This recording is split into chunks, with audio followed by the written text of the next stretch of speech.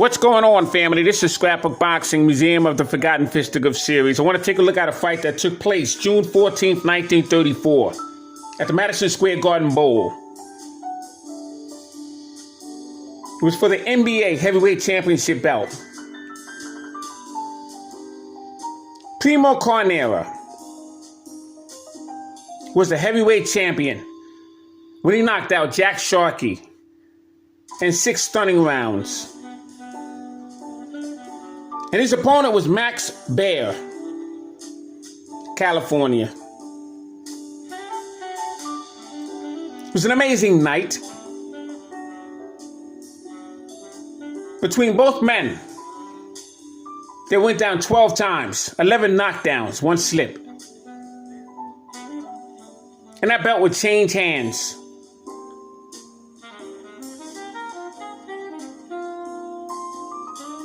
From the ambling elk to the dancing bear. Let's take a look at that fight. That outstanding night. Right here on a Museum of the Forgotten Fisticuffs series. Max Baer was born February 11th, 1909, Omaha, Nebraska. He died November 21st, 1959 in Hollywood, California. He stood 6'2.5" and weighed 192 to 226 pounds. He had a brother by the name of Buddy Baer. And these two men would experience a knockout from one man, Joe Louis, the Brown Bomber. 1935, 1941. Max Baer would KO Frankie Campbell, August 25th, 1930.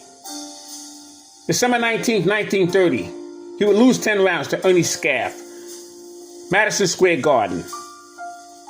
10 rounds, brutal beating that Max Baer would give Ernie Scaff. Scaff would develop a cyst in his brain. And the cyst would be popped when he got in the ring with Primo Carnera. Baer would be in the ring with Paulino Uscadam and Jose Santana, Johnny Risco, the Cleveland Baker Boy, Kingfish Levinsky, Tom Heaney from New Zealand, Gerald Tuffy Griffith. June 8th, 1933. Max Baer would face Max Schmeling, New York's Yankee Stadium. And what a beating Max Schmeling would receive before he was knocked out. My God, what a right hand Max Baer had. September 14th, 1935. He would face Joe Louis, 4th round knockout, New York's Yankee Stadium. If you want to study how to throw a triple left hook, you watch Joe Louis and Max Baer. Joe Louis shuffled. Beautiful short punch combinations. And Max Baer tried his very best, but Joe Louis would duck. He would come up with a hook, step back with a straight right hand. Max Baer was clueless. He has never seen anything like Joe Louis before. July 2nd, 1940. Max Baer would be in the ring with two-ton Tony Calento, Jersey City. But he would face Lou Nova and get the beating of his life. He would face Pat Kaminsky out of New Jersey. I met him. And with a well-timed right hand, he would knock out Pat Kaminsky, one of the beautiful right hands thrown in boxing. As for Primo Carnera, ambling elf, born October 26, 1906 in Squales, Italy. Died June 29, 1967 in Squales, Italy. He stood 6'5". He had a 20-inch foot. Some say could fit in a violin case. Weighed 238 to 248 pounds. As high as 284 pounds. June 25th, 1935, New York Yankee Stadium. He would face Joe Louis. He would be knocked out in 6 rounds in such devastating fashion that he would break his ankle on the way down. He was a former circus act and a future wrestler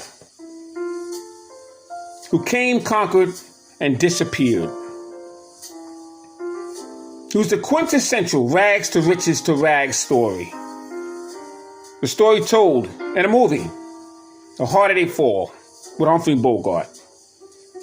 Between 1928 and 1930, 24 fights that were set up by the mob. December 7th, 1929, he would lose to William Lawrence Stribling, Paris, France. Fight fighters such as Jose Santana and Harold Mays, Vittorio Campolo, Jim Maloney, Knute Hansen and Art Lacey, Kingfish Levinsky, Stanley Barossa. Would have 70 fights that were controlled. Exhibition bouts, 1930 alone. Fighters that would participate in such fiasco be George Godfrey, Neil Gillespie, Cecil Harris, Roy Ace Clark, and Bearcat Wright. October 12, 1931, he would face the Boston Gob, Jack Sharkey. Brooklyn, New York, 15 rounds, and he would lose that fight. Then on May 30th, 1932, he'd be in the ring with Canadian's Larry Gans, who lose 10 rounds. February 10th, 1933, New York's Madison Square Garden. He faced Ernie Scaff. Knocked him out in 13 rounds. Ernie Scaff would be the same fighter that Max Baer would be in the ring with. And I mentioned to you that Max Baer would damage him pretty badly, develop a cyst in his brain. And when Primo Carnera tapped him on the side of the head, Ernie Scaff would collapse in a ring. They would carry him in a gurney to the locker room.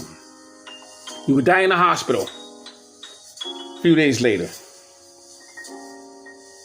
And this would create a tremendous following for Primo Carnera because he was now coined the most deadliest fighter in boxing history. That would get him a fight with Max Baer. But on June 29th, 1933, we fight at the Madison Square Garden Bowl against Jack Sharkey. And he would knock out Jack Sharkey in 6 brutal rounds. You see, the thing with the Madison Square Garden Bowl, it's in Long Island City. No fighter in any weight division would ever defend their title at the Madison Square Garden Bowl. Madison Square Garden Bowl was a Jinx arena. Barney Ross, Jimmy McLaurin, Barney Ross, Henry Armstrong. All these fights were held at the Madison Square Garden Bowl.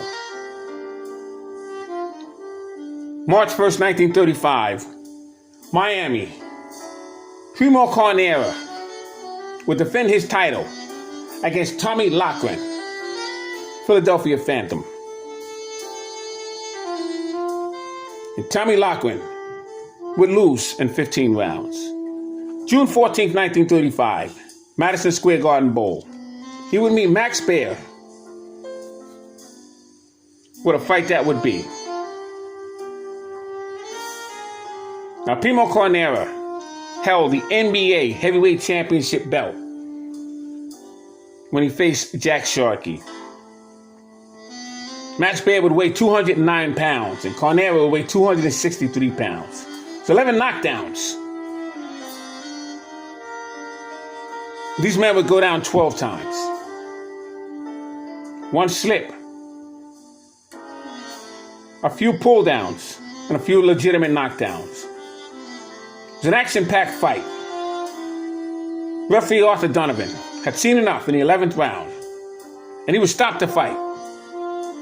And a brand new heavyweight champion would be Max Baer, Playboy, One of the most devastating right-hand punches in boxing history. Never took his career seriously. Was a ladies' man. And he would face Jimmy Braddock, Cylinder Man. And that's where problems will begin for Joe Louis. Scrapbook Boxing, Museum of the Forgotten Fisticuffs series. All great fights and all great fighters will never be forgotten on my channel. Salute to my subscribers. Salute to Primo Carnera and Max Baer. What a night. June 14th, 1934. At the New York's Madison Square Garden Bowl. Thanks for hanging in there with me. Salute.